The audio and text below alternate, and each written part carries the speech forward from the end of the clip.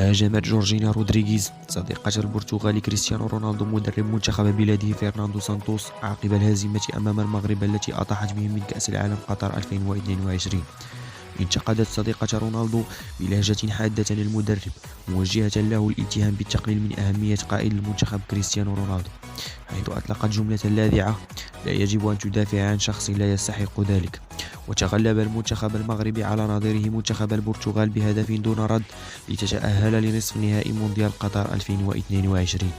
وتواجد رونالدو على مقاعد البدلاء للمرة الثانية على التوالي، حيث دفع به فرناندو سانتوس لاحقا في الشوط المباراة الثاني.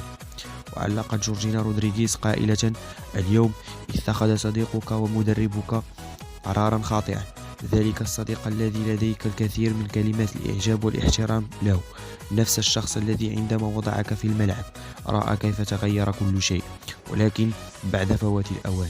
واختتمت: لا يمكنك الاستهانة بأفضل لاعب في العالم، أقوى سلاح لك، ناهيك عن الدفاع عن شخص لا يستحق ذلك. تعطينا الحياة دروسا، اليوم نحن لا نخسر، نحن نتعلم، نحن معجبون بك رونالدو. ورصدت عدسة المصورين أمير قطر وهو يحتفل بالتأهل التاريخي للمنتخب المغربي لنصف نهائي مونديال 2022 عقب فوزه على نظيره البرتغالي بهدف دون رد.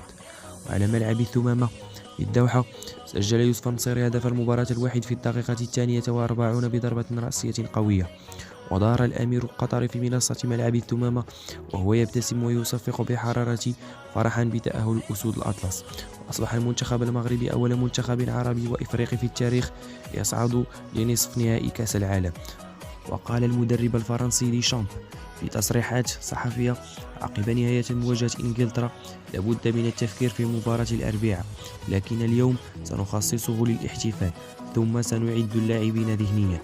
وأضاف: لابد أن نسعد الليلة، نحن نعرف المغرب منافسا، سنستعد بكثير من الجدية، المنتخب المغربي يستحق أن تعترف بقوته.